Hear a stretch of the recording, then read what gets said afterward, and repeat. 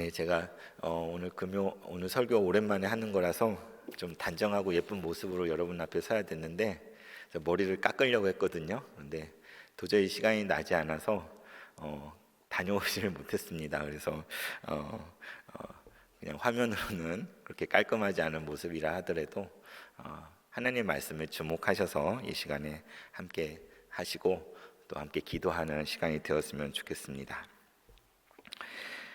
네, 우리는 지금 예수님의 고난을 묵상하는 사순절 둘째 주간을 지나고 있지요. 그런데 이번 사순절은 그 어느 때보다도 더욱 의미 있게 다가온 것 같습니다. 왜냐하면 지금 온 세상이 코로나로 말미암아서 큰 고통과 어려움을 당하고 있기 때문입니다. 그동안 너무나 평범했던 우리의 일상생활이 어쩌면 송두리째 뿌리가 흔들리고 있는 것 같습니다. 지난 1년을 지나오면서 저와 제 가까운 주변에 코로나 확진자가 발생하지 않은 게 참 기적같이 여겨지고 신기하게 여겨질 정도입니다. 어쩌면 주변의 다른 분들이 위생을 잘 챙겨주셔서 제가 감사해야 되겠죠. 그러나 언제라도 그 누구를 통해서라도 그 누구도 코로나 걸릴 수 있는 것 같아요. 그런 두려움과 위험이 우리에게 늘 상존하고 있습니다. 그래서 이 코로나로 인해서 정말 사랑하는 가족을 한순간에 잃어버리고 슬퍼하는 많은 분들이 계실 것입니다. 또 어떤 분들은 오랫동안 모든 것을 쏟아서 운영해오던 사업장을, 일터를 눈물을 머금고 접어야 되는 그런 많은 분들의 아픔이 또 있습니다. 코로나로 인해서 경제적으로 위축되고 또 어려워진 경제 상황 가운데 일자리를 구하지 못해서 큰 절망 가운데 있는 수많은 젊은이들이 있고 또 실직자들이 우리 주변에 많이 있습니다. 오늘 이 시간 기도회 가운데 나온 여러분의 형편은 어떠신가요? 물론 여러분도 많이 힘들고 각자 어려움을 겪고 있을 것입니다. 그런데 다행히도 백신이 개발이 되고 이제 막 보급이 되어서 맞기 시작했다는 그런 소식이 들려오는데요. 그럼에도 불구하고 이 코로나 시대의 종식은 언제가 될지 기약할 수 없는 것이 우리의 현실이죠. 이러한 상황 속에서 지금 주님의 몸된 우리 교회도 마찬가지로 크고 큰 어려움을 당하고 있습니다. 가장 모이기 힘써야 되는 교회가 더 이상 함께 모일 수가 없는 처지이죠. 가장 기본적인 예배를 드리는 데 있어서도 많은 제약을 받고 있습니다. 오늘 이렇게 교구연합 수요 기도회를 하는 가운데도 기도의 자리로 많은 분들이 오시라고 섣불리 말할 수 없는 것이 우리의 형편입니다. 주일에도 텅 비어있는 운동장, 닫혀있는 지하식당, 썰렁한 모임 장소, 이런 것들이 우리 교회의 풍경이 되어 있습니다. 교회 안에 여러 사역들이 멈춰선 지 오래되었습니다. 함께 만나서 기쁨으로 신앙과 삶을 나누는 겨자씨 모임도 쉽지가 않고 또 서로 손을 맞잡고 성도의 친교와 교제를 하는 것도 불가능한 현실입니다. 각자 여러 가지 상황으로 인해서 교회에 오지 못하는 성도님들은 얼마나 교회에 오고 싶은 마음일까요? 보고 싶은 얼굴들을 보지 못하는 안타까움과 그리움들이 쌓여가고 있습니다. 언제가 되어야 우리의 예배가 이전처럼 회복될 수 있을까요? 어느 때에야 우리 교회가 이전의 모습으로 돌아갈 수가 있을까요? 우리는 알 수가 없습니다.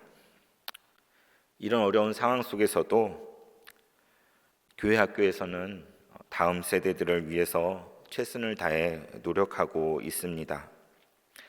하지만 우리의 사랑하는 자녀들이 하나님께 예배드리는 것을, 하나님을 믿는 신앙을 영영 잊어버리게 되진 않을까, 그런 걱정이 우리에게는 있습니다.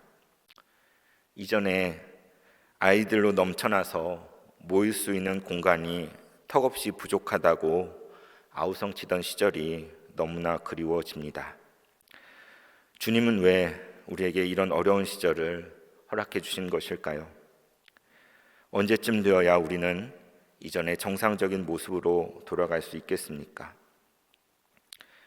이런 시절을 보내는 동안에 우리는 하나님 앞에 어떤 마음을 품고 나아가야 하겠습니까? 우리는 지금 과연 그 무엇을 할 수가 있겠습니까? 오늘 우리가 함께 나눌 말씀과 관련하여서 여러분에게 먼저 시 한 편을 소개해 드릴까 합니다.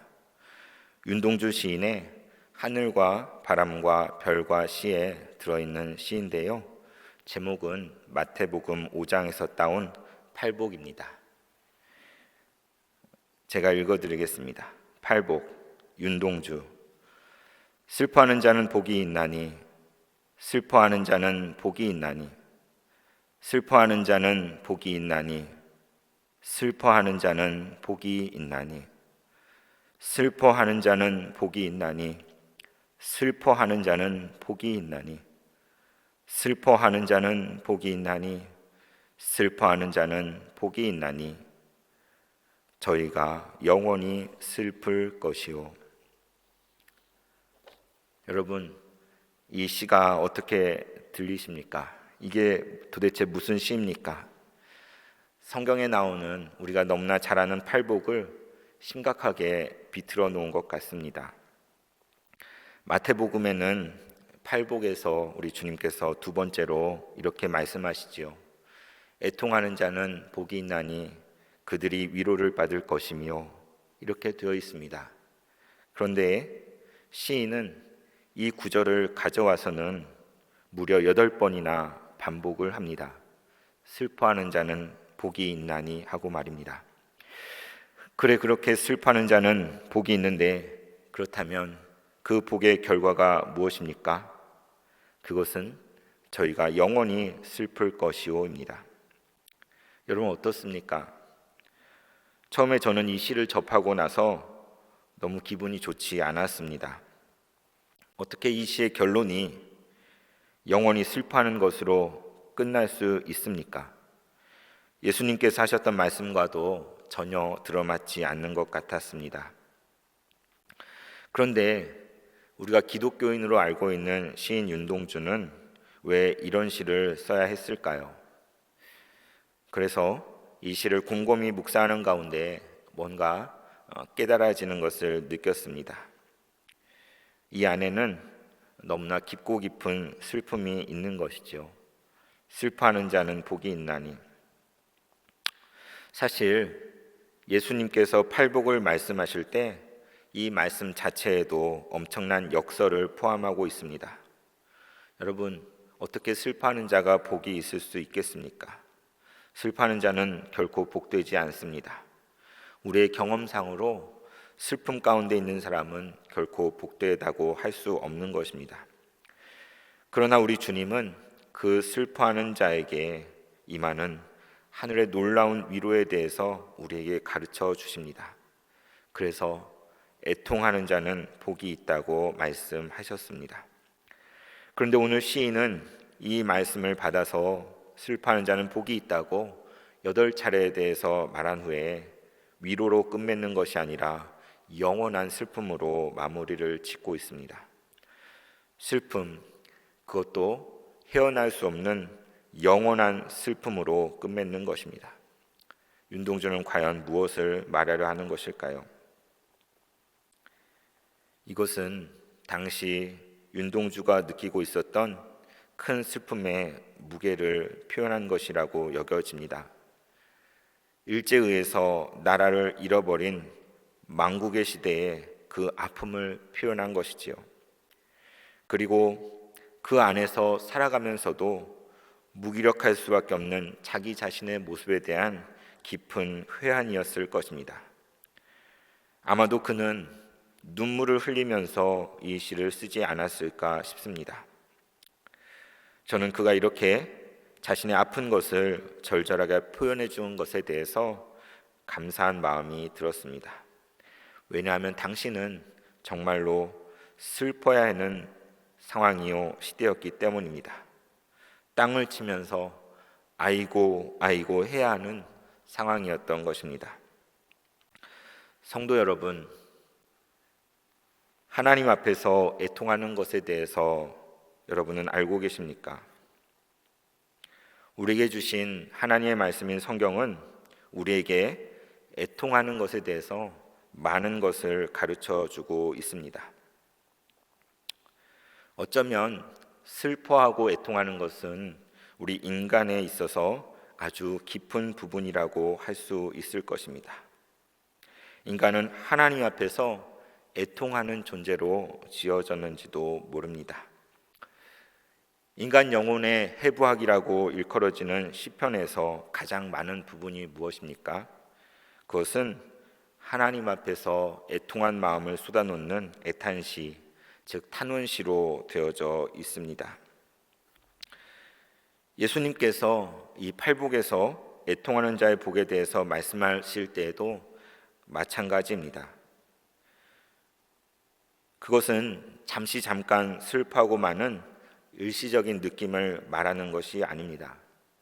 어떤 변덕스러운 감정을 의미하지 않습니다. 예수님께서 말씀하신 애통하는 자 역시 시인 윤동주가 말하고 있는 그 정도의 깊은 슬픔이요, 그만큼 충분한 애통이라고 여겨집니다. 애통하는 자는 복이 있나니 그들이 위로를 받을 것이며, 여기에서 애통이 그러한 정도의 깊은 슬픔이 아니라면 그에 뒤따르는 놀라운 위로는 결코 임할 수 없을 것입니다. 그래서 어쩌면 우리는 지금 하나님 앞에서 애통하는 것이 무엇인지 함께 배웠으면 좋겠습니다. 오늘 설교 말씀의 제목으로 정한 다시 춤추기 시작할 때까지는 사실 월터 브루그만의 책 다시 춤추기 시작할 때까지에서 가져온 것입니다. 영어로는 제가 Into Dancing Again이라고 한번 붙여 보았습니다. Into Dancing Again, 다시 춤추기 시작할 때까지. 저희 교구에서는 이미 많은 분들에게 이 작은 책을 선물해 드리기도 했는데요. 이 책은 코로나 시대에 펼쳐지는 예언자적인 상상력을 담고 있습니다. 사실 이번 학기 양육 클래스 가운데 제가 그리스도인의 책 읽기라는 과목을 이번에 정했거든요. 그래서 책에 대해서 좀 많은 이야기를 하겠습니다. 이 다시 춤추기 시작할 때까지 책의 머릿말에는 이런 내용들이 들어 있습니다. 들어보십시오. 심각한 위기는 우리에게 성경을 새롭게 다시 읽으라고 요구한다. 이 글은 믿음을 위해 크게 탄식하는 것의 중요성에 관해 다루었다. 바이러스 한가운데 있는 지금 우리도 상실과 두려움과 죽음에 관련하여 그와 같이 탄식하는 행렬 속에 있다. 하나님이 이제 우리에게 주실 새롭고 좋은 미래를 받기 위해서 우리가 또다시 탄식의 행렬 한가운데서 기다려야만 한다는 것은 분명하다. 월터 브루그만은 이 책 속에서 믿음을 위해 크게 탄식하는 것의 중요성을 우리에게 말해주고 있습니다. 다시 말하면 우리가 마땅히 슬퍼해야 할 그때에 슬퍼하는 것이 정말 중요하다는 것이죠. 그는 우리가 지금 코로나 상황 속에서 탄식하는 행렬 한가운데에서 미래를 기다리고 있다고 말합니다. 이 탄식하는 긴 행렬은 우리가 다시 춤추기 시작할 때까지 이루어질 것입니다. 다시 춤추기 시작할 때까지 말입니다. 또 한 사람의 신학자 토드 빌링스라는 사람 역시 한 책을 썼는데요. 그 제목은 슬픔 중에 기뻐하다라는 책입니다. 토드 빌링스는 39세의 젊은 나이에 다발성 골수종이라는 혈액암에 걸리고 말았습니다. 그는 이로 인한 기나긴 불치병의 투병 과정에서 그리스도인이 겪는 고통의 문제에 대해서 깊이 묵상하고 다루었습니다. 우리가 신앙 안에서 흔히 단정짓기도 하고 말하기도 하는 그런 고통의 문제에 대한 손쉬운 방법, 도식적인 대안을 거부하면서 그 문제를 받아들이는 것이죠. 그 의문과 괴로움을 고스란히 품은 채로 빌링스는 하나님 임재 앞에 나아가서 자신의 애통함을 남김없이 풀어놓습니다. 그리고 그렇게 하는 가운데 그분의 섭리라는 더 큰 이야기를 발견하게 되고 그 가운데 신뢰와 찬양으로 반응하는 법을 우리에게 가르쳐주고 있습니다. 그의 진솔한 고백의 한 부분을 인용해 보겠습니다. 죽음에 직면할 때 참된 소망을 갖기 위해서는 하나님의 말씀 외에 어디에도 갈 곳이 없다. 내 개인의 경험에 의하면 시편의 애통의 시 전체를 공예배에서 사용한 경우가 거의 없다. 성구집은 애통이나 분노 혹은 혼란의 부르짖음을 다루는 시편들을 삭제해버리는 경우가 많다. 깊은 탄식과 상실감을 토로하는 표현들이 예배당에서 사라져버린 것이다. 빌링스도 역시 여기에서 우리의 삶 속에서 애통함의 부재, 애통함이 사라진 것에 대해서 지적하고 있습니다. 우리가 도대체 제대로 된 슬픔을 표현할 줄 모르고 그것을 잊어버렸다는 것이죠.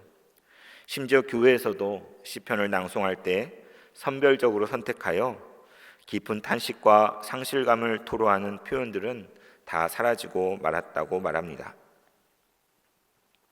그러나 그에 의하면 우리가 가지고 있는 신앙의 가장 큰 특징은 우리가 하나님을 신뢰하는 가운데 애통할 줄 아는 것이라고 말합니다. 하나님을 신뢰하는 가운데 애통하는 것 말입니다. 그 애통은 단순한 푸념이 아닙니다. 절망이 아닙니다.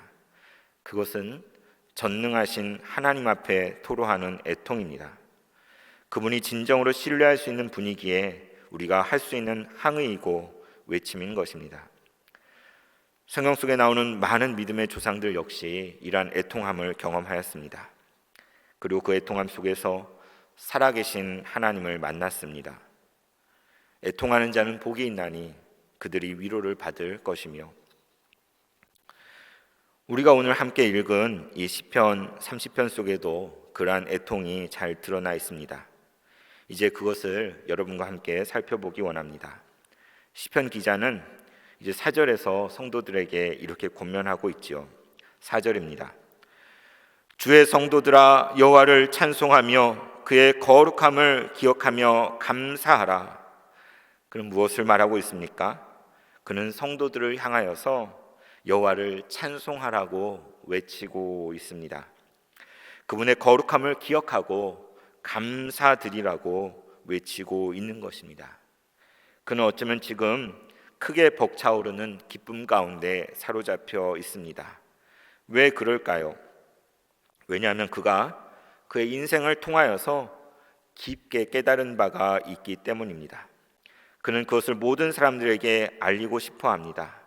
5절을 보십시오. 그가 만난 하나님이 누구인지 나와 있습니다. 그가 인생에 대해 깨달은 것이 무엇인지 여기에 나와 있습니다. 5절입니다. 그의 노염은 잠깐이요 그의 은총은 평생이로다. 저녁에는 울음이 깃들일지라도 아침에는 기쁨이 오리로다. 아멘. 그렇습니다. 그는 그의 인생을 통하여서 하나님의 노여움과 하나님의 은총을 경험하였습니다. 여기에 그의 노염은 잠깐이요라고 했지만 사실 그는 그의 인생 가운데 하나님의 노여움을 정말 크게 경험을 하였습니다. 그리고 그는 울음이 깃들인 슬픈 저녁의 시간을 보내야 했습니다. 우리의 인생에도 그러한 시간들이 있지 않습니까? 여러분, 울어야 할 때는 우리가 울어야 합니다. 여러분, 하나님 앞에 여러분의 마음을 다 쏟아 놓으십시오. 그 앞에서는 우리가 점잔을 뺄 필요가 없습니다. 필요하다면 하나님 앞에 목 놓아 울어보십시오. 애통하는 자가 복이 있습니다. 그런데 보십시오. 그 눈물을 흘리는 밤이 지나갔습니다. 그리고 이제 아침이 밝아옵니다. 그런데 아침이 되면 해가 떠오르듯이 그분이 부어주시는 은총이 그에게 부어집니다.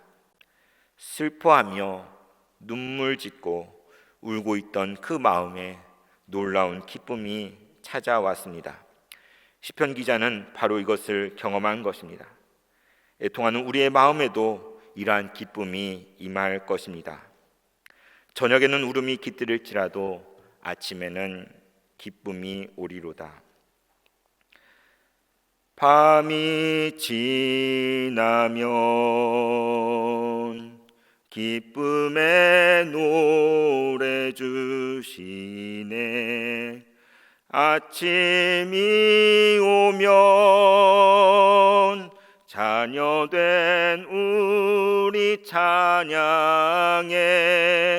주 광대하시네. 영원토록 놀라운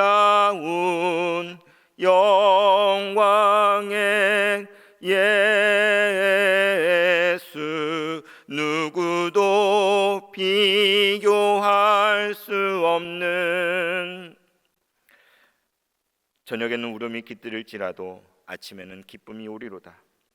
비교할 수 없는 이 은혜와 기쁨은 칠흑 같은 밤이 지나고 찾아옵니다. 하나님 앞에서 진실로 애통하는 그 사람에게 임하는 것입니다. 이제 이어서 시편 기자는 자신의 지난 날을 간증합니다. 한번 들어보십시오. 6절에서 10절까지 읽어드리겠습니다. 내가 형통할 때에 말하기를 영원히 흔들리지 아니하리라 하였도다. 여호와여, 주의 은혜로 나를 산같이 굳게 세우셨더니 주의 얼굴을 가리심에 내가 근심하였나이다. 여호와여, 내가 주께 부르짖고 여호와께 간구하기를 내가 무덤에 내려갈 때에 나의 피가 무슨 유익이 있으리요? 진토가 어떻게 주를 찬송하며 주의 진리를 선포하리이까? 여호와여, 들으시고 내게 은혜를 베푸소서. 여호와여, 나를 돕는 자가 되소서 하였나이다. 여러분, 이 간증 속에서 그의 삶이 송두리째 흔들리고 있었던 것을 보고 계십니까? 그는 이전에 형통한 날들을 지나고 있었습니다. 그때 그는 자신은 절대로 흔들릴 일이 없다고 자부하였습니다. 내가 형통할 때에 말하기를 영원히 흔들지 아니하리라 하였노라.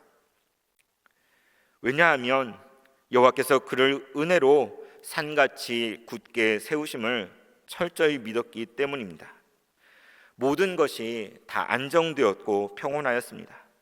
만사가 다 형통하게 이루어지고 있었습니다.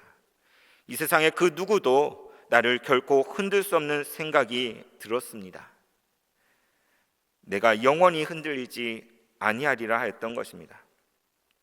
그런데 어떻게 되었습니까? 어느 순간 주님께서 그의 얼굴을 가리신 것입니다. 이 일이 누구에게 일어났습니까? 성경 속의 욥에게 바로 이런 일이 일어났었습니다. 내가 무덤에 내려갈 때 나의 피가 무슨 유익이 있으리요? 진토가 어떻게 주를 찬송하며 주의 진리를 선포하리까? 이 고백은 욥의 절규와 마찬가지입니다. 여러분, 엘리야 선지자도 이런 절망스러운 상황을 경험한 것을 아시죠? 여러분, 요셉의 기나긴 고난의 세월을 한번 생각해 보십시오. 그리고 이 시편 30편은 본래 다윗이 지은 시라고 되어 있습니다. 이처럼 성경 속에 나오는 수많은 믿음의 조상들이 여호와께서 얼굴을 가리신 것과 같은 이러한 고통을 경험하였던 것입니다. 심지어는 하나님의 아들 예수님께서도 십자가에 달리셔서 이렇게 외치셨습니다. 엘리 엘리 라마 사박다니, 나의 하나님 나의 하나님 어찌하여 나를 버리셨나이까? 우리 주님의 절규였습니다. 그런데 이 외침은 사실 여기 있는 저와 여러분을 위한 외침인 것이죠. 하나님 앞에서 우리 영혼의 외침을 주님이 외치고 계십니다. 시편 기자는 이렇게 자신이 쌓아올린 삶이 송두리째 다 흔들리는 것을 경험하였습니다. 마치 죽을 것 같은 큰 고통이 그에게 임하였던 것입니다. 무덤이 그 입을 벌리고 그 코앞에 열려 있는 것과 같습니다.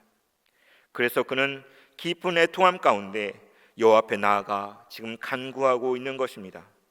여호와여 들으소서, 여호와여 내게 은혜를 베푸소서, 여호와여 나를 돕는 자가 되소서, 이렇게 외치고 있는 것입니다. 성경 속에서 한 문둥병자가 바로 이와 같이 예수님 앞에 엎드려서 울며 간구하였습니다. 주님, 나를 불쌍히 여기소서, 나를 불쌍히 여기소서. 여러분, 또 오랜 세월을 혈루병으로 고통받았던 여인도 그러했습니다.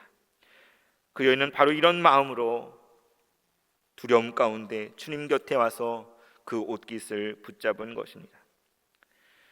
38년 된 병자는 어떻습니까? 그는 입술을 열어서 예수님께 간구할 그만한 힘도 없는 사람이었습니다. 오라비인 나사로를 잃은 자매들의 눈물 어린 호소를 또 들어보십시오. 주님께서 여기 계셨더라면, 주님께서 여기 계셨더라면, 이것이 바로 애통하는 자에게서 터져나오는 부르짖음이요 눈물 어린 호소인 것입니다. 그런데 놀라운 것은 우리 주님께서 그것을 들으신다는 것입니다. 우리 주님이 들어주십니다. 무덤가에서 우리 주님이 함께 비통히 우셨습니다. 그분은 우리의 고통에 함께 동참하시고 계신 것입니다.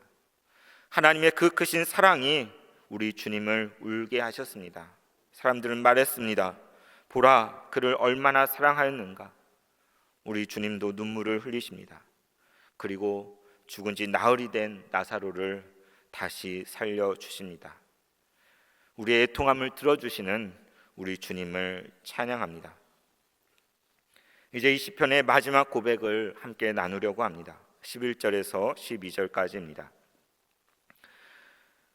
주께서 나의 슬픔이 변하여 내게 춤이 되게 하시며 나의 베옷을 벗기고 기쁨으로 띠우셨나이다. 이는 잠잠하지 아니하고 내 영광으로 주를 찬송하게 하심이니 여호와 나의 하나님이여 내가 주께 영원히 감사하리로다.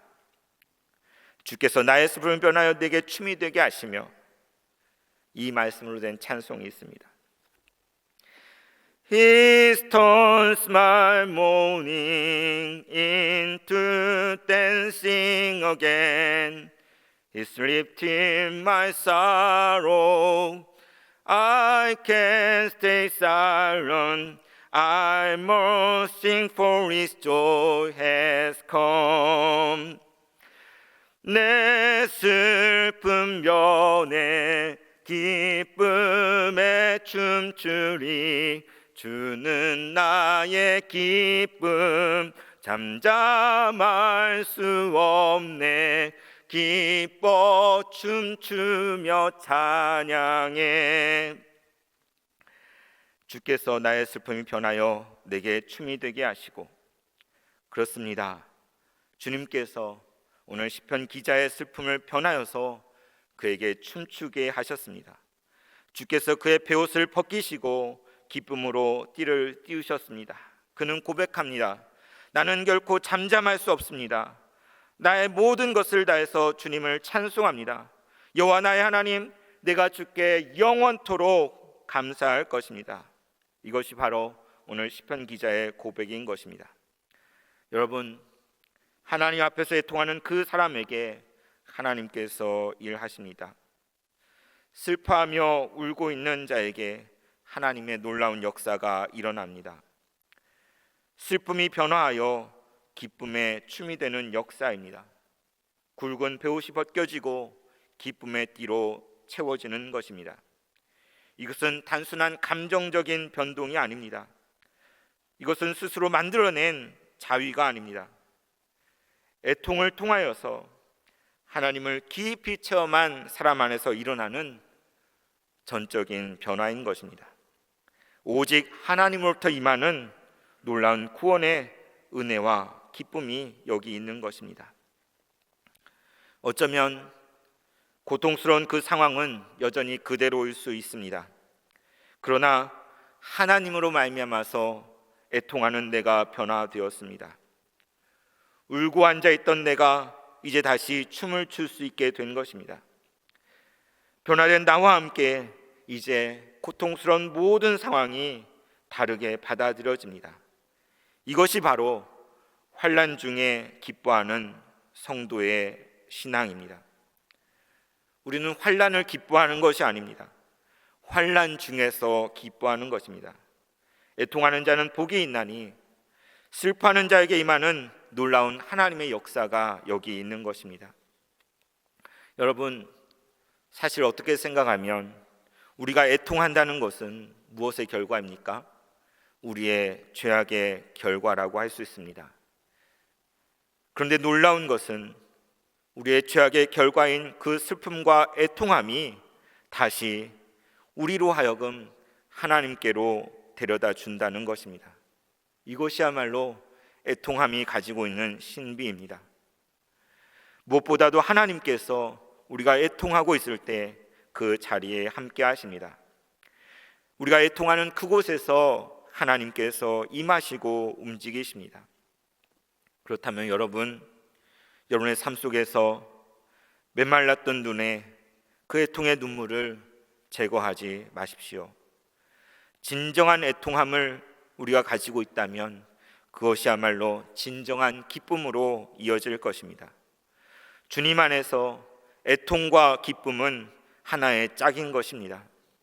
하나님 앞에 진심으로 애통하는 사람만이 진정으로 하나님이 주시는 기쁨을 맛볼 수 있는 것입니다. 이제 말씀을 맺겠습니다. 성도 여러분, 우리는 지금 사순절 기간을 지나고 있습니다. 우리는 지금 코로나로 인해서 모두가 어렵고 암울한 시기를 지나고 있습니다. 여러분, 혹시 나만 코로나에 안 걸렸으니 괜찮다고 생각하십니까? 아닙니다. 여러분, 혹시 나만 경제적으로 궁핍하지 않으니 문제가 없다고 생각하십니까? 그렇지 않습니다. 여러분, 지금은 우리 믿음의 성도들이 다른 곳이 아닌 하나님 앞에 나와서 목 놓아 울어야 할 때입니다. 부르구만이 말한 것처럼 우리는 지금 하나님 앞에서 탄식하는 행렬 한가운데를 함께 지나가고 있는 것입니다. 주님께 애통하는 심령을 달라고 간구하십시오. 우리는 하나님 앞에서 마땅히 애통해야 합니다. 이 땅에 드리워진 분단의 어두운 현실에 대해서 우리는 애통해야 합니다. 복음을 더 이상 들으려고 하지 않는 이 민족을 위해서 우리는 애통해야 합니다. 코로나 앞에서 위축되고 무기력해진 교회를 위해서 우리는 애통해야 합니다. 믿음의 길을 걸어가는데 어려움을 겪고 있는 성도들의 모습을 위해서 우리는 애통해야 합니다. 신앙을 잃어버리고 있는 우리의 자녀들을 위해서 우리는 애통해야 합니다. 무엇보다도 하나님 앞에서 무감각해진 우리 자신의 모습에 대해서 애통해야 할 것입니다. 우리 주님의 말씀을 기억하십시오. 애통하는 자는 복이 있나니 그들이 위로를 받을 것이며 하나님의 위로가 우리에게 임할 것입니다. 주께서 나의 슬픔이 변하여 내게 춤이 되게 하시며 나의 베옷을 벗기고 기쁨으로 띄우셨나이다.